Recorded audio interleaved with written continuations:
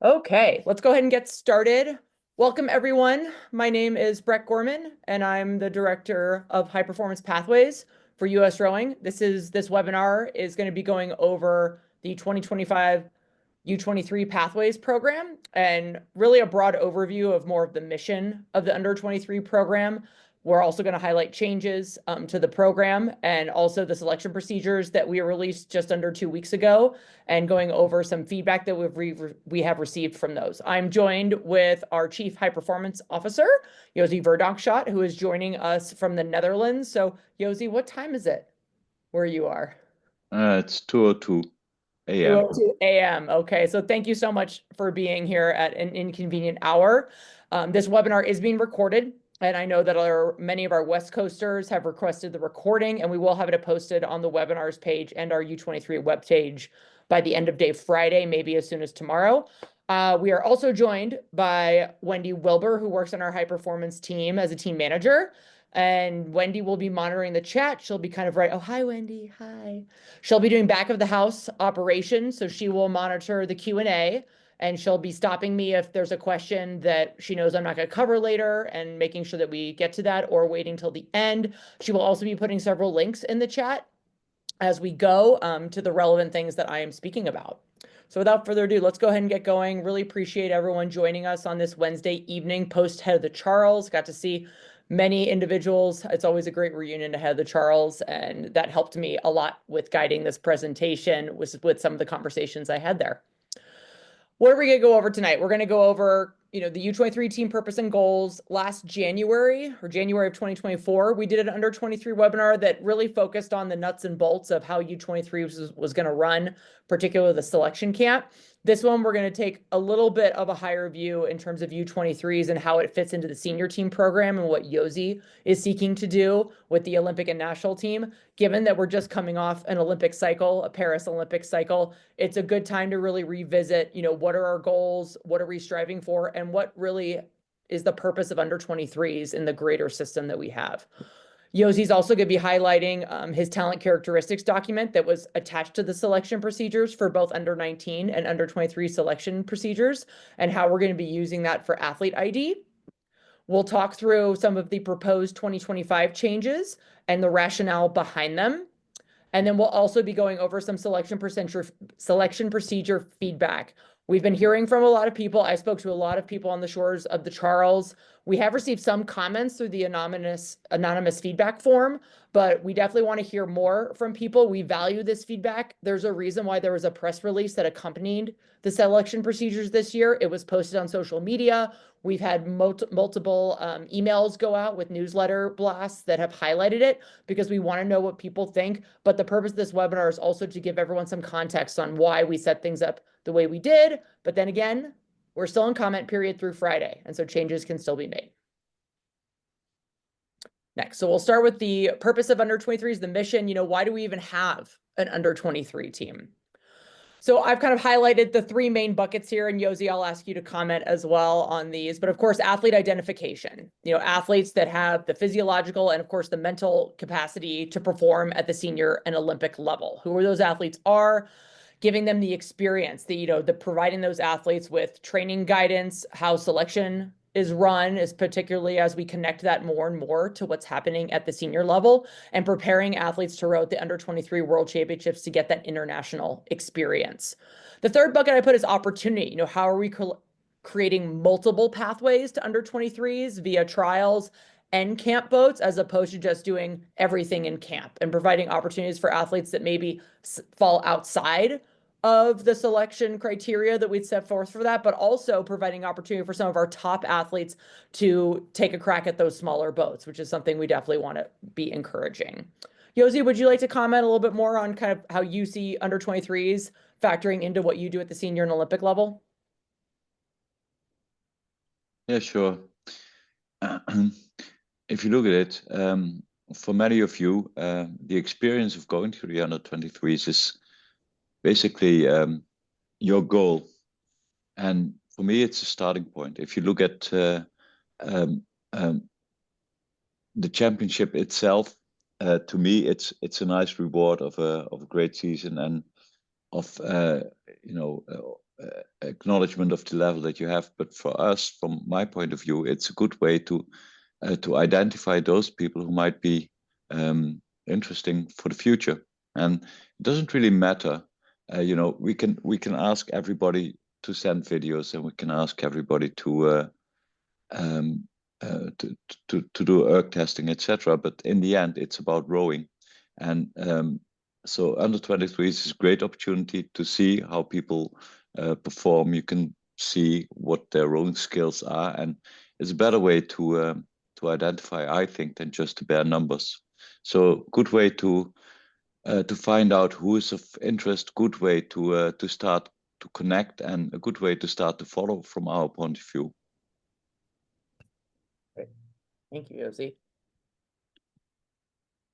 Just want to continue, once athletes are identified to be a part of the under 23 team, we see we want to expose athletes to, as I've mentioned, the senior team training and selection practices. We've worked hard over the last year to connect both U19 and U23 to what Josy's doing. Example, the physiological testing that we do. Josy has been given direct input on the U19 and U23 selection camps and how selection and training should be run at those camps. And that's something we look forward to continuing with our summer selection camps in 2025.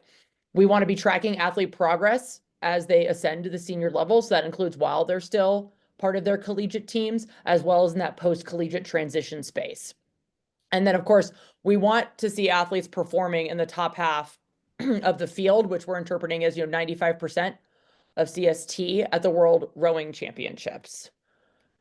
And I think, we're going to have a couple slides in here that are questions that I've been getting. And so I'm kind of posing them as if I were under a prospective U23 athlete or a coach that had a question about this. So Josy, why the emphasis on 95%? Isn't any international racing experience going to be valuable for athletes as they develop?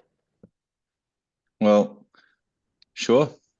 So one could say that any experience is valuable. However, I would think that it should not be just a bucket list. So, which means if you want to teach people that what is our goal and what is our objective is to achieve medals at the Olympic level, it's not about participation. It's not something on your bucket list. What we try to do is to achieve and to teach what is necessary to perform at the highest level. And let's be honest, asking 95% or translate that to be in the top half or be somewhere in the B finals, I don't think it's the greatest of experience if you are like 25 seconds behind. So what is 95%? Actually, it's about, let's say, 20 seconds behind number one. So those are my thoughts. I do think that it's not just about competing, but also understanding what is necessary to compete. And again, we are not asking for everybody to row in the finals, but we do want them to be competitive, to be real representatives of the United States. Being in the national team is not just something you check off and which is achievable for everybody. It is something where you need at least to be competitive at an international level. That's why we set a standard and a time standard. Great. Thanks, Josy. And we will be addressing time standards because that is a major part of the selection procedures for both trials and camps. So we will get to that a little bit later. So next, we'd like to go into the U23 talent characteristics and what are we looking for? So even though the document that was attached to the selection procedures that's titled 2025 US Rowing Talent Characteristics is one that I know, Josy, you've shared on multiple presentations that you've given, webinars, live presentations, things like that. This is the first time I believe that it's been directly linked and, that we want people to see it and publicizing it. So, I'd love to give you an opportunity, a platform to go over the purpose of it, where it comes from, why you put it together, and of course explain, especially if you could explain the nomenclature that's at the top and what that means when it says, P-4, P-3. I think people would really enjoy that. Yeah. Great. And just let me know when you want me to advance to there are 3 slides with this material. Yes, ma'am. Okay. She's very directive, and that's why she's director. Anyway, so if you look at this table, basically it is kind of a summary of what we think would be characteristics of a talent. And obviously, if you want to define what is the level that we want to achieve at the Olympics or at a World Championships, that is a top 3 performance, so medal level. So if you look at the table on the right, it says top 3 for men or women. So that's basically where you want to get. So then we would say, so where would you be if we talk about performance 1 year before you've got the level of the podium? So that's P-1, one level before the 1 year before the podium. Then you should be like top 5. The year before you should be more or less at finals level, P-2, P-3. So we expect that a medalist in a small event at the under 23s probably in 3 years could make the elite level. And now, for everything, am I still audible, by the way? My Brett? Yes. Yeah, okay. I got distracted because my earphone beeped, but probably nothing wrong with that. So calling you in the morning. Anyway, so it's not that it's linear. It's not that, let's say, if you are, let's say you're Isaiah and you had a medal at the under 19s in 2021. It's not 100% sure that Isaiah will get a medal in 2025 at the elite level. However, it might be, because these are averages. So what are the categories that we look at? Performance is one. How much training would we expect in hours and in days per week and in miles? Training is also something that is progressive. So if we assume that at the Olympic level with our Olympic training pool that we train about 1,000 hours a year, which means probably on a weekly basis somewhere between 20 and 24 hours. If you scale that back, what would you expect the year before the Olympics? What would you expect 1 year earlier, etc., etc., etc.? I know that there's people who are 16 and train 800 hours. My question would be, do you really, if you want to improve, do you really think that you need to train that much, let's say at age 16? And how much do you have to train to keep on improving when you get to age 23, 24? Because basically, in order to get better, probably you have to do a little bit more or a little bit more clever.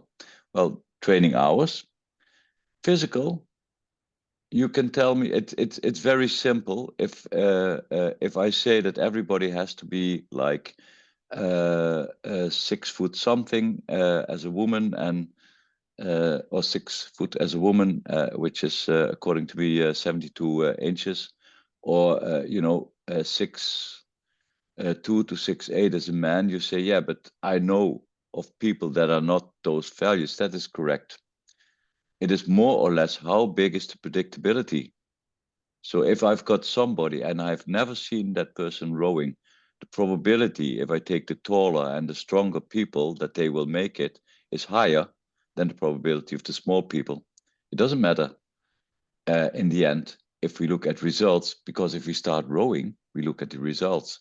But just as a method of looking at predictability, those numbers are kind of benchmarks. Same for VO2 max, which we test at, which we sometimes can test at training camps. Same for strength. Those are benchmarks. It's not an absolute, if you don't do that, you will never make it. And it's also not like if you do this, you will always make it. But it's just an indication. We've got ERG and it says WC, which doesn't mean water closet. It means weight corrected. So if you look at the 635 for women or 545 for men, that would assume a weight of, let's say, 210 pounds for men. Here you find in this table, you find the 545 at 210 pounds, which if we look back to the other years, P minus 8 years before the podium, I would think that if somebody does 6:23 at age 18 and he does 6 or 7 at age 20 and 5:59 at 22 and then 5:52 at 24, he's on a nice trajectory. Not everybody will be on that trajectory, but just take it as kind of guidelines. Same for women. So this is more or less the scaling down of all those benchmarks. And now you can go to the final page of this, Brett, because if you look at weight correction, if you do like 545 at 210 pounds, that is the benchmark. But if you would be 250 pounds, I would assume that you would have to be a little bit faster. Or as a woman, 635 at 170 pounds, I would assume that you would be faster if you would be heavier. On the other hand, if you're a little bit lighter, we know in the end, absolute power is important, but basically, in all honesty, you have to push your own weight in a boat. So if you're a little bit lighter, so our benchmarks are a little bit softer as well. And we know in the end, it just depends on the event. If you've got an 8, probably absolute power is a little bit more important because you also have to carry the coxswain. Straight 4 is a little bit different. Quad is a little bit different. That's the explanation about this charts. Any questions, you can put them in the Q&A and I will try and answer that on the fly. Yeah, Wendy, let us know if anything's come through specific to this document. Oh, Wendy's got her hand up. What we got, Wendy?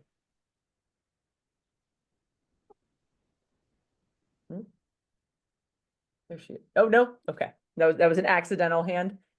It was a talk to the hand. Yeah, Josy, you already answered, kind of the question that I had already pre-planted in here, which was, that these are very high standards and, are there exceptions? Is the expectation that everybody is on these metrics and on this trajectory that's going to, say, compete at trials or be invited to the under 23 selection camp?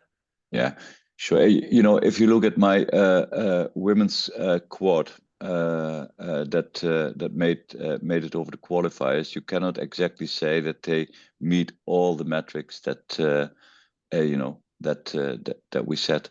On the other hand, they also didn't medal. So but I've got a how tall was she? Nicole Burker. She was like she was at least 2 inches shorter than my lightweight double in 2016. Dutch rower. She rode a single at under 23s level. She got a silver medal in during the Olympics. Open weight rower, probably 5'4", 5'3", more or less. Exceptions are always possible. The only thing why you use those metrics is as long as we don't have boat performances, and I'm not talking about big boats, but if people can show themselves in smaller boats, it would be easier. It's difficult to get that done for everybody, and but yeah, it's not that everybody would. No, it's not that if you're not meeting those criteria, you will not be considered. But we expect at least some excellence in one of the subjects, and one could be boat speed. Yeah, sure. Mm-hmm. Yeah, absolutely. Yeah, and I think something that struck me as you were going through that was I think it was RowCon 2022 when Dave O'Neill gave his keynote address, and he talked about, there's the score and then there's the story. And so, Yep. there's the data and then there's the context. And I know that that's something that I've encountered with the under 23s where it's, not all 2Ks are created equally, not all, like there's more to it than just what's on the page. So the more of that information that we have, obviously, the better we're gonna be able to make decisions.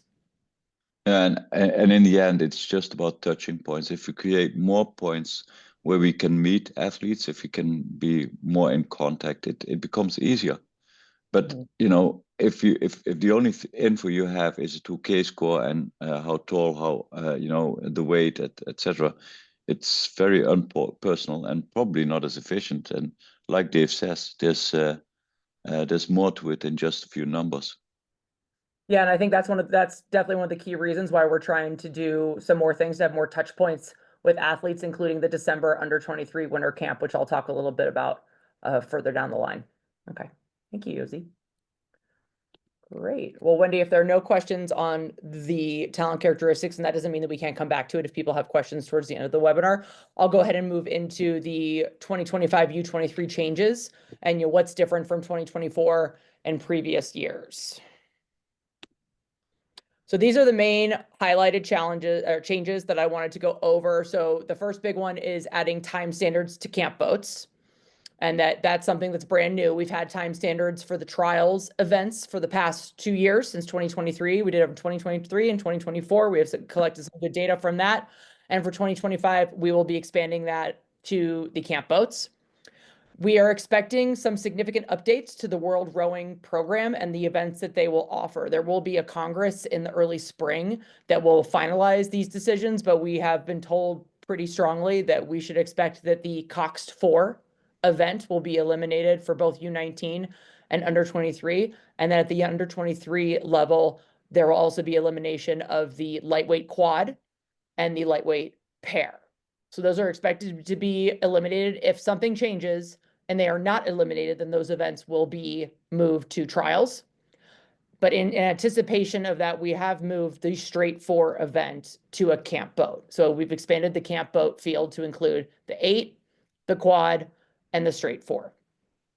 The trials timeline, which is that we were definitely going to be talking about this later on, that the World Rowing Champs are going back to, for under 23s, the earlier timeline last summer was the Mega World Summer, where under 23, under 19, and the non-Olympic senior events were combined into one championship, and that always occurs later in the summer. It was the middle of August when we came together in St. Catharines, Canada, to run that event. But this year we're going back to what is more of a typical calendar for the under 23 program, which is towards the end of July. So the under 23 World Championships in Poznan, Poland will be July 23rd to 27th, and we need to hold trials earlier than we have historically.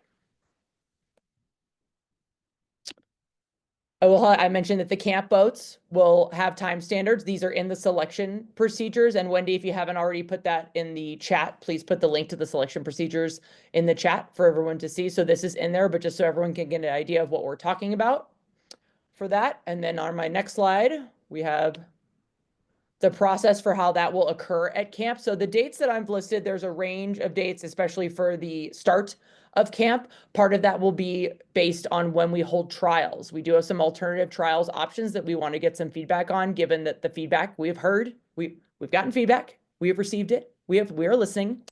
And so we want to make sure that we're adjusting selection camp accordingly based on when that happens. So that's why I'm giving a range that camp will start sometime between June 9th and June 16th. Currently in this selection document, it says that they will start June 9th.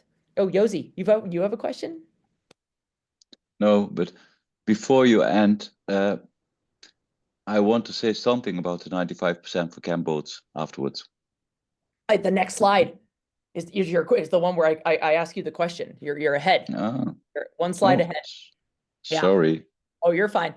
But the plan for camp in Oklahoma City for under 23s is that then we will have a 3-day period towards the after, once selection has been made, the boats will train, and then we will have a 3-day period before the World Rowing entry deadline, where the boats will need to meet the 95 CST with the camp, then the athletes being named to the team by no later than July 12th. So Josy, we're going to the next one. Why are we adding time standards to selection camp boats? Yeah. Oh man, I'm so happy you asked that question. Anyway, first of all, I do think that people should understand that we are not applying double standards. First of all, I'm happy with every boat that makes the that hits the standards and that will go to World Championships. But we have to hold ourselves and the camp boats also to the same standards. So I don't think that it's a good way of messaging if we put on a standard for the non-camp boats and have this reasoning, okay, you have to be competitive, have to be top half, etc., and then don't do that for the camp boats. That's one part of it. And now, for instance, if we would bring the straight 4 from trials boat now to camp and suddenly not apply the same standard, that would be strange. On the other hand, actually, I would say that the ambition for all camp boats would be to be in the finals and not so much be in the top half. And so actually, I would think that an adequate standard for that would be at least something like 97% or 98%. And we are not doing that because we also have to realize that part of the standard, part of the intention is for people to develop.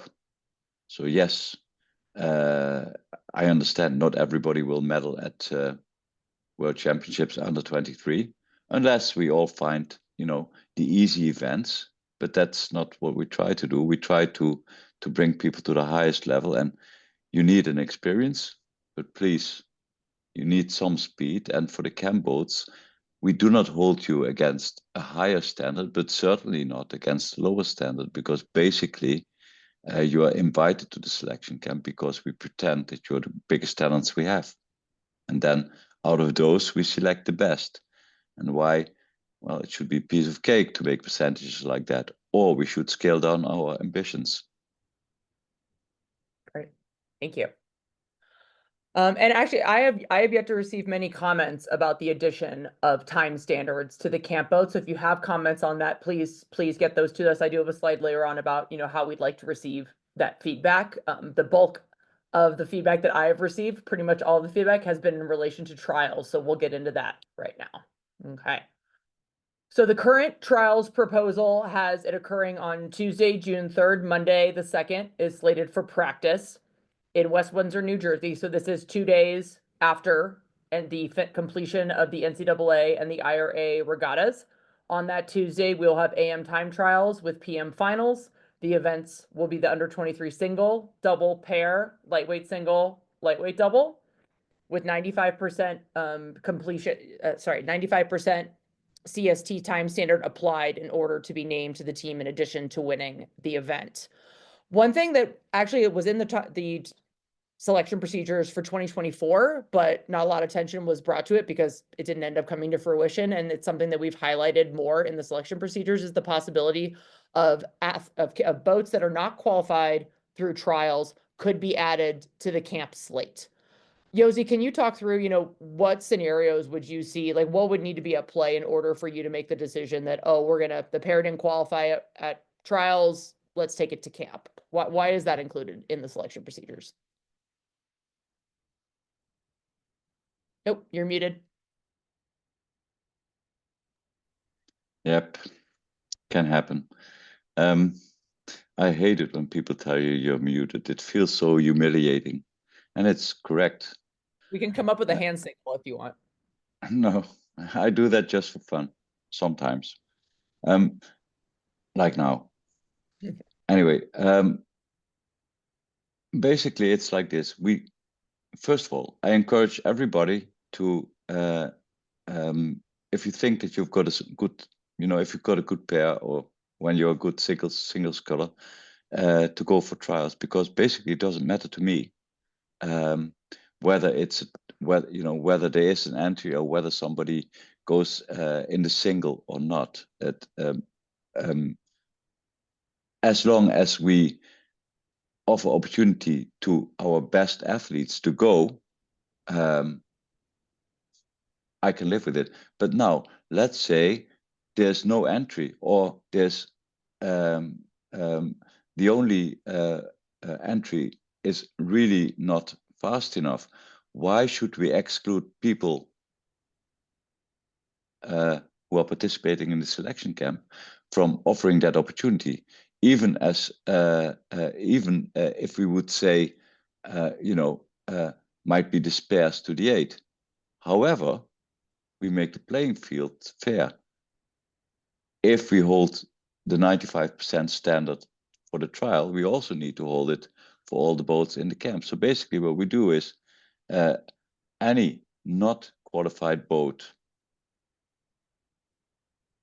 which would be the single or the double or the pair, not the lightweight events, by the way, could be added to the camp, because that means that people that are participating in the camp if they don't get selected for one of the first boats, still could be selected as long as they make the percentage.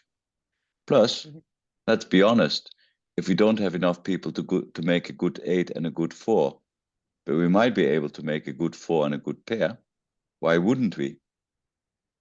We should look at how can we develop individuals as good as possible, and we want to offer opportunities.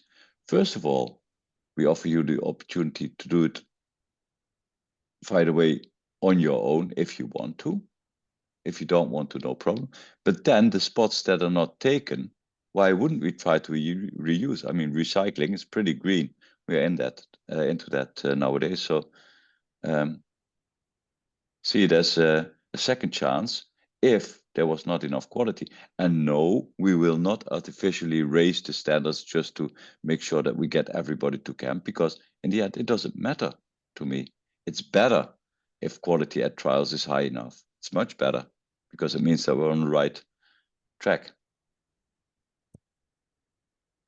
And I think, Josy, something that I've been relaying to people, and in retrospect, maybe I should have made a slide too, is I think kind of the overall shift that we're making with under 23s is that historically we've pre-decided for camp, these are the boats we're taking, and they're definitely going, and we will fill them with the best athletes we can, given the pool that year. And that pool can be dramatically affected by lots of teams deciding to go to Henley, lots of collegiate teams going to Henley. Some years are better than others. And the shift that we're really moving towards is this is the level of an under 23 international athlete, someone who's ready to compete at that level.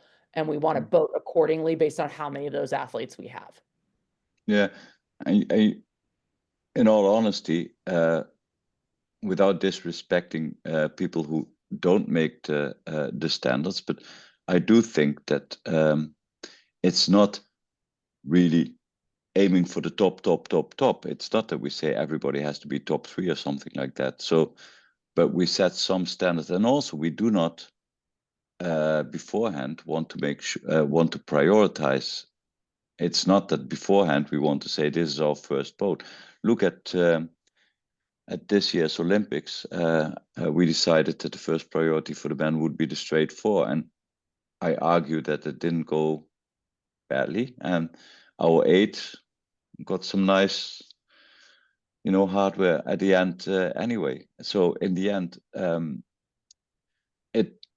I know that we are good at rowing the 8, correct, but we should also learn to row more boat classes. And yeah, sometimes you should prioritize based upon the people that you have, and maybe that's a straight 4, maybe that's a double, not always a quad or an 8. Great. So then going back to the trials and what we currently have in the procedures for it happening right after what will be for most athletes their culminating collegiate event. How did US Rowing settle on this date and this location? There are reasons, and those reasons I will outline now. First one being location. It's a unique year, unique opportunity, and that NCAAs and IRAs are both occurring on the same weekend in the same state, with one of them occurring on the Cooper and one on Mercer. So that was, geography was definitely part of the decision-making process for this. We've gotten feedback previously when we've had trials in Florida or when we've had it much later that people complain, have given us the feedback that that's a separate trip. It's another trailer. It's another airplane, that the extra travel for a separate event is difficult. So we thought that was convenient, that they're both this summer in New Jersey, and we should take advantage of that opportunity. The second one here, Josy, I'd love to get your comments on from a periodization standpoint. That's something that I've heard from multiple coaches, not so much from athletes, but from a lot of collegiate coaches where, where they're just going to be coming off of, where they've peaked and raced, 3 times, very, very, at a very, very high level, with finals usually occurring Sunday morning. How are athletes going to be able to perform, 48 hours with racing starting again up on Tuesday? Can you talk about that from a physiological standpoint? Yeah. I do think since NC2A's is not like a week-long event, it's 3 days of racing, which means you will not really recover during that weekend, but it's also not like pushed out over 8 days or long, like the World Championships for seniors are. So I do think that since you're only racing once a day, people will recover, fully recover in 72 hours, mostly recover in 48 hours. So from that point of view, I think it's not too bad if you've got, if you, I mean, not everybody qualifies, but if you're racing NC2As or whether you are racing IRAs, it's not too bad. I do understand that people say, yeah, but we've peaked for that one race and mentally, physically, etc. So there's much more to periodization, and I do understand that not everybody will be with their head 5 minutes after the race, looking forward to trials at Mercer. So I do understand that, but from a physiological point of view, I would think that as long as you know that you've got those races coming, it would be an option. Mm-hmm. Thank you. The third reason is that, this past summer for 2024, with it being a longer summer with the Mega World Championships occurring middle of August, we had plenty of time for, to have trials much later and still have selection camp also start later, which was new. For previous Mega World summers, selection camp, regardless of Worlds being way back in August, have started immediately following the collegiate season. We did push that out. We are striving to have a repeatable selection camp format where it's roughly going to be about the same length every year. So we had camp start July 10th, and we're able to run trials before that. We do want to continue to have trials occur before the start of selection camp or early enough in selection camp that athletes that want to participate in trials can still be part of camp if they don't qualify a boat, if their boat isn't the winning boat and doesn't meet CST, and creating those it's important to have as many opportunities as possible for athletes in that way. We want to expand them. So we feel firmly about trials occurring early enough that athletes that don't qualify for Worlds directly through trials can still have camp as an option.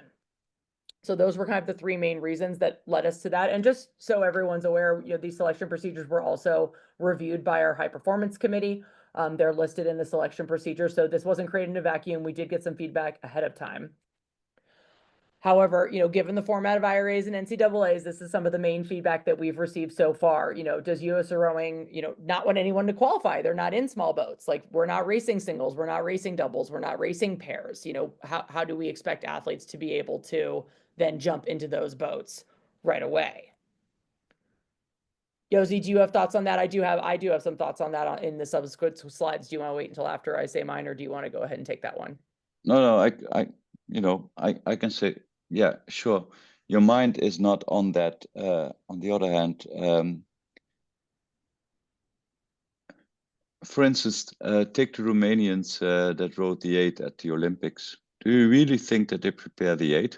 They rode a double and they rode a pair, and then they row the 4, and then the women, and then they row the 8 as on their experience in the boat class. So if you are regularly training in a certain boat class, which in fall for sure will happen, and in many programs during the entire year, I don't think that rowing a separate event is such a huge step. That's my personal idea. I mean, doubling up, doing more than one event is quite common in many competitions, just not common in the US for racing. But I would argue that since you can train in many different boat classes, it can be integrated in a regular preparation program without being detrimental for the result of of the team boats, of the 8s at your championships. Great. And I think, the one thing that I've heard time and time again is that the one specific line in the press release that seemed to kind of hit a nerve with a lot of people, where it stated that the trials date was partially designed to encourage athletes to prioritize small boats in the spring. And the feedback I've been getting from multiple people is, how is it possible to stay in small boats as you're getting close to NCAAs, IRAs, the regional championships, the qualifying races? And so one thing I did want to highlight is that within that, I understand why people took it that way. Within the press release, it also included U19. So in the U19 space, it is possible for U19 athletes because of the format of the Youth National Championship, Scholastic Championship, that they can prioritize that. And we want to see that as much as possible if they're able to. Our interpretation of what that looks like at the collegiate level in terms of prioritizing the event was just what Josy was just saying, which is that a lot of people are rowing these boats already in the fall, already in the winter, and that can you stay in touch with that boat as you're moving through, especially as you're getting into April and May, and those recovery rows, UT2 rows, once, twice a week. And I also am aware that that may be easier depending on where the boathouse is for an athlete at their collegiate institution. If it's down the street, like at a Princeton or a Dartmouth or a Washington, it may be much easier for athletes to take those boats out than, say, having to go like a Yale or a Columbia or a University of Michigan, where it's a 20+ minute drive and transportation. But so this was how it was intended, but I understand that did not come across in the press release. Josy, do you have any more comments on that before I move into some of the alternatives we've been discussing? Okay. Nope. Okay, great. So again, we posted it, we publicized it, we wanted feedback. We knew that this would be something people would have opinions on. We have heard a lot of the feedback. Most of it has come directly to me via email or what I like to call croomers. Oh, people are really upset. People aren't happy. We actually haven't received that many comments through the anonymous feedback form, but I'm going to talk about that a little bit more in a second. First, we'll go over, we have come up with a few alternatives that hopefully now getting some context on why we arrived at the original decision to hold it on the Tuesday right after NCAAs and IRAs. Now that you understand the reasoning why, looking at kind of all of the options that we're going to present here, and that's some feedback we'd really love to hear from people on what they think of these options. Okay. So of course, option one would be that we leave it how it is, how it's originally written in the selection procedures, with both it's occurring on the Tuesday after NCAAs, IRAs, and you have to hit time standard on that day if you want to represent that boat class at the World Championships, and boats that don't could be moved to camp. Another solution that we have come up with is having a time standard deferral. So winners on June 3rd who do not meet the 95% CST may attempt it again at Mercer in early July. And of course, ahead of time, we would have that date set, but it would need to be within that first week of July so that we can get the world rowing entry submitted in time. So that would be an option that we could pivot to, that doesn't really disturb too much. Obviously the boat that wins, if they don't meet time standard and they want to continue to pursue that boat, they won't be going to camp. They'll be pursuing that boat, and we'll have it at Mercer, which I know is a location that's convenient for a lot of programs, not all, but a lot of programs. Another option we've been discussing is that there is some play in when selection camp could start. We could push the start of selection camp back about a week and have trials in Mercer on or around June 14th. So that, I think, eliminates we just raced a couple days ago, gives a little bit more time in the small boats. We would still encourage athletes that want to pursue those small boats to get in them as much as they can in the spring. I think what we're trying to get away from is this sense of collegiate season's over. Now it's time to start focusing on small boats and what I want to do at trials. We just want people to have some planning, some forethought, and thinking about it well ahead of time. But yeah, so it would be around the 14th, give or take. We need to coordinate with Mercer on a date for that. And the 95% time standard would stand. You would need to achieve it on the day that we have trials. For that, there wouldn't be a deferred date. The third option we're discussing, our under 23 selection camps for both men and women are going to be in Oklahoma City at the High Performance Training Center there. And we could move trials to be within the first couple days of that camp. So sometime in the week between the 9th and the 14th, or the 9th and the 16th, somewhere in there, we could move it to Oklahoma. Positives would be that athletes that don't qualify and are invited to camp would then just start camp. It would kind of be a one-stop shop for all under 23 operations. Boats that did qualify, if they wanted to, could have the option to stay and train with the bigger boats, which I think is a very powerful environment. That's how a lot of other countries do it, where they have all of their boats together. I do think there's power in when you know what the other boat classes are going in relation to competitive time standard. So there are definitely some benefits there with running everything in Oklahoma. Some downsides, it's not close to a lot of people. There are very few programs that's a short half-day drive or under that. Most of them, it's a significant trip to get to Oklahoma City. So we know that might be a barrier for a lot of people. Josy, do you have any comments on any of these alternatives that we've been kind of kicking around? Yeah. Like you said, most probably we can push out the start of the under 23 camp. So you said it could be in the first week of the camp when you say trials move to OKC, but basically we are looking now at not starting before the 14th, correct? Which would give you kind of more or less 2 weeks of preparation, which is more or less the same as we had in a couple of years before in 2023 and 2022. It was together with the under 19 trials, which was 2 days after Summer Nationals, which was this date, correct? Mhm. Yeah. Yes. Sorry, Youth Nationals. So um, even if we do it in OKC, it could also be like the 14th and not before, because if people really look at 2 weeks, yes, that is possible. Then people also would argue, why not push it out until like the final day, like the end of after Henley? Well, my argument is, if you push it out until after Henley, still people will not be prepared. So what we do is, I totally encourage schools. I think it's beneficial sometimes to be with your, to keep your team together. And it is an international experience. Do something like Henley and or other regattas. It doesn't really matter.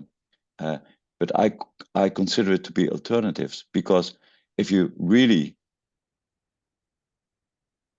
uh, if you really choose for, okay, at the final moment we do a selection and then we go to worlds, there's nothing of learning, there's no process of making people better, it's just about selection. So i I would argue that putting a trial day later than start of the camp would exclude those people from a possible participation if they don't make it. I would think that's a negative. Uh, and in all cases, I would say, so I prefer the option where uh, we would finalize trials before the camp starts, assuming that people do not just rely on those 3, 4, 5 quick days that they prepare, and then it doesn't work like that. If you really want to achieve something at the international level, you should have practiced, you know, the fall, or you should know what speed you are, etc. It's not something that you're going to create in one day or in one week. So, and if it's not prepared, it doesn't matter how far you push it out, because it will still not be enough, according to me. So in that way, I prefer people to have before the camp to do the trial, Mhm. have the option to be included in the camp if you don't make the standard, have the boat class be included in the camp if nobody qualifies, or if you qualified and you think it's fancy, stay there, or let's say join the camp and do your preparation within that camp. It's fun. It's what we do with all the uh, Olympic boats. Great. Thank you. And I think one thing I wanted to mention is that, there's no perfect option for this, with Yeah. all the answers we have, there's no perfect option, and we're really just trying to find the solution that fit the most people. Sorry, Yeah. Yossi. Okay, there's one question. I still don't understand trials and then camp. Why doesn't selection camp focus on developing pairs to race at trials and then jump in an eight if another pair wins? Considering this not a concern in jumping around boat class and one prize, blah blah blah. Okay, so good question. Why don't we just row small boats? That's correct. That would mean that we would limit invitation to the camp to like um, the number of people that uh, uh, that we will send to Worlds. So we invite 8 people, and we do that. That's what happens in countries like Germany or Holland. You just invite the number of people that you need. And you do that based upon parameters that you have. And actually, you encourage them to train all year round. Unfortunately, we are not in that situation. So there's always a selection element. So just training and giving you one shot in a pair at a trial is probably very exclusive. And, it within the system that we have, where we do need to do some selection because we do not have the opportunity to have everybody fair competing against each other in small boats because the preparation is always different. Unfortunately, we cannot do it like that. I hope that answers the question. If not, please write me a mail and I'll try to be a little bit more elaborate about it. Okay. So we are looking for feedback on this. The comment period is still open. So we have a couple ways. We're actually going to do a poll in a second to get feedback from this specific group. But for comments, there are kind of two ways you can give feedback. One is to email me directly. And Wendy, if you could put my email in the chat, I would greatly appreciate it. The second is the anonymous feedback form that's linked to the press release when we released the selection procedures. I would say I would definitely prefer to know where the feedback is coming from. All feedback will be received and read and utilized, but when we know who it's coming from, especially if it's coaches that historically have come to trials, or coaches who I don't come to trials because of these barriers, like these are the barriers that exist, that information matters. Our feedback from the specific athletes, if you just want to identify yourself as a U23 prospective athlete, that's fine. But knowing where the feedback is coming from, it really helps us with, kind of deciphering what feedback we should be listening to help with the decision. So I definitely encourage everybody, if you don't feel comfortable attaching your name to it, that you at least give me the region or the stakeholder group that you represent. Would be very, very helpful to us. And please do that in the next 48 hours. And then next week, we will be reevaluating and making some final decisions that will then be publicized and published. Okay. And Wendy, are you ready to launch some polls so we can get some feedback right now? You are. Okay. So the first question is going to ask for, kind of what stakeholder group you represent, so we can know kind of who has come to this event, which is great. So Wendy, go ahead and launch. And the second question is going to ask for specific feedback on the options that we highlighted before. Great, people are answering slowly. I hope everyone knows what stakeholder group this is the softball question. This is the easy one.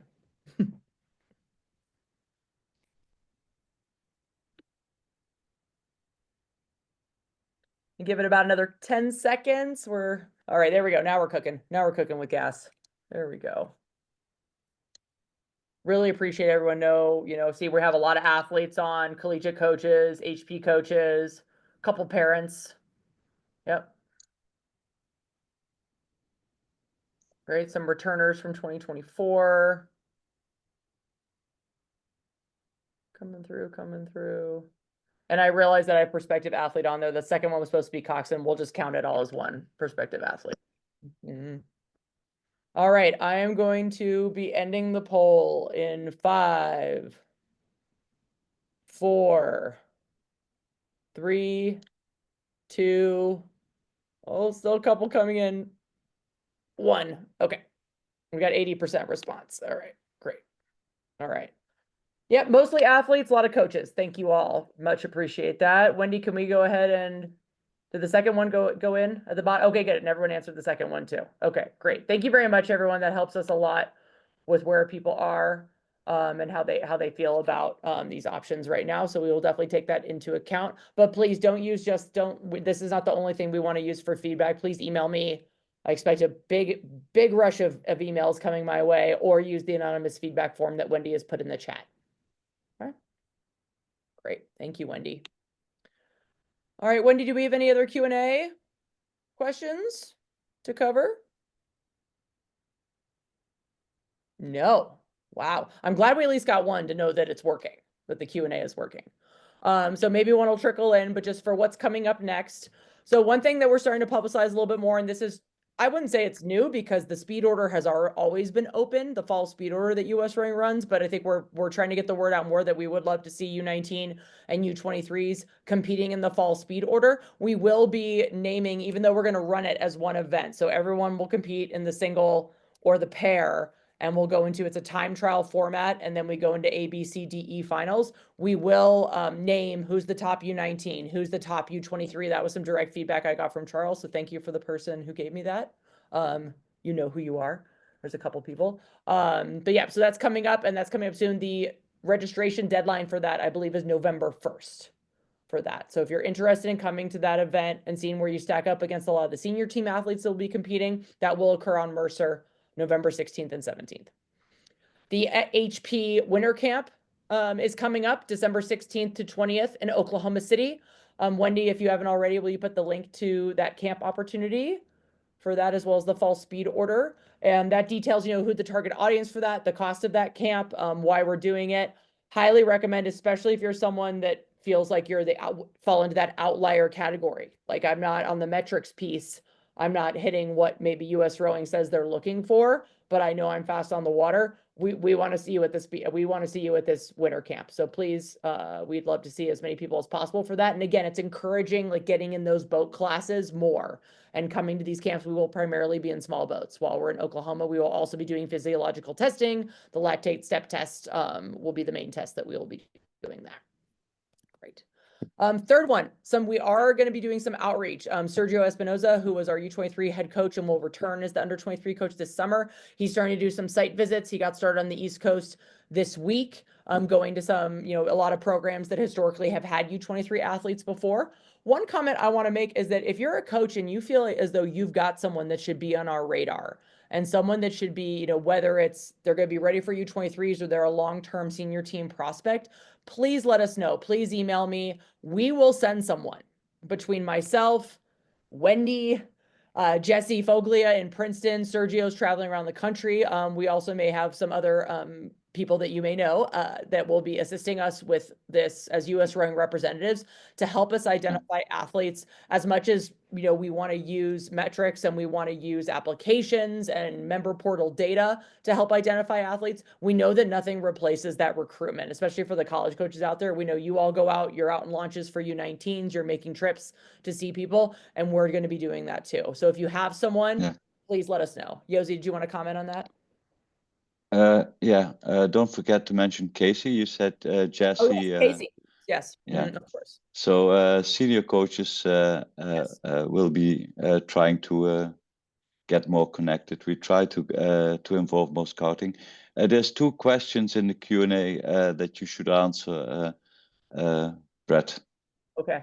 Wendy, can you before you go into your final slide where we say goodbye. Oh, thank you. What are the 6K? First one. Oh yeah, go ahead. Yeah. You go, Josy. Or do you want me to? No, you go. Okay. What are the 6K and 2K standards to be invited to winter camp and selection camp?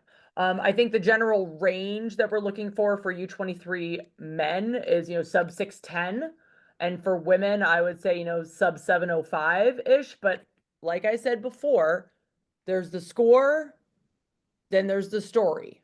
How long have you been rowing? Like, how many 2Ks have you done? What program are you currently rowing at? We know that, programs all train at different levels. So I definitely wouldn't call those absolute. Those are kind of guidelines that we use to start. But we will select the best athletes from the pool that we have to come to that camp. But I highly encourage athletes to reach out to me individually or Sergio individually if you have questions about if I qualify. And also, like, you can apply. Even if you're above that, like, apply, like, get your name out there, like, recognize it. Every day I'm checking who's applying through the member portal for that, and it lists them out really, really nicely, and I can click on them and I can see all of your metrics. Like, please, like, put your name in. HE camp falls during finals week for many students. What is the impact for rowers that can't attend? Communicate that you are at least, that if it didn't fall during finals, that you would be interested in this. Investment and that you're interested is very important. We definitely understand that not everyone will be able to make it work with their academic calendars.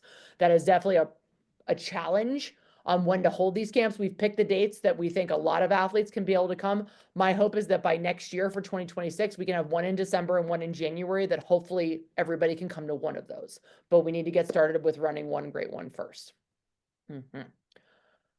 So if an athlete is meeting the standard but has less experience, does that make them more appealing? Josy, I'm gonna kick that one to you. Oh, I didn't see that one. Sorry, I got distracted. If an athlete is meeting the standard, Yes, yeah. Yes? of course. All right. And um, so here's the thing. That's what we call raw talent. If you, in the end, it's not, you don't want to look at just one point. If you've got 2 points and you've got somebody who is coming from nowhere, and immediately makes a good impression, probably with little rowing experience, it would help to give a little bit more attention to that person. But I think, if you've got somebody who's already 10 years, who already has got 10 years of experience and always stays on the same level, that's probably not the best prediction for a real bright future. Yeah. So, yeah. And by the way, Brett, I think that you're very mild that you say it's 610 and 705, because if you would look at the table and you would look at where people should be at, let's say, P-5 or P-4, I would say it would be 655 and 603, but that's me. Score. Doesn't mean that you can't invite people that are a little bit slower, but that's basically what we would be looking at. Yeah. All right, great. Just look at the table, and let's say your first year's under 23, then probably that's like 5 years before the podium or 6 years before the podium. Just look at the score that we expect. Look back, where do you come from? Look forward, what is your target for next year? But that's just an ERG score. You can also relate that to boat speed. Mm-hmm. Yep, definitely. Great. Okay. I think Wendy, was that all of them for now? Okay. Well, we are just a couple minutes past the hour. I want to thank everyone for coming. This was, we had great participation and giving us that feedback. Again, like, please, we want to know what people think of the alternatives for trials. Those are decisions that need to be made in the next week or two. So please reach out, let us know what you think, but really appreciate everyone taking this on a Wednesday evening. And for those of you that are watching the recording, maybe at double the speed to get through it quickly. We hope that you took a lot from it. I will be sending to both the CRCA and the IRCA some highlighted notes in addition to the recording. But thank you, everyone. We'll go ahead and say goodnight and sign up. I'm going to go ahead and stop my share, as much as that is a beautiful photo that we had on there. But thank you for joining with us on this Wednesday night. And we look forward to seeing many of you at winter camps, at races, and at our scouting visits. Good night.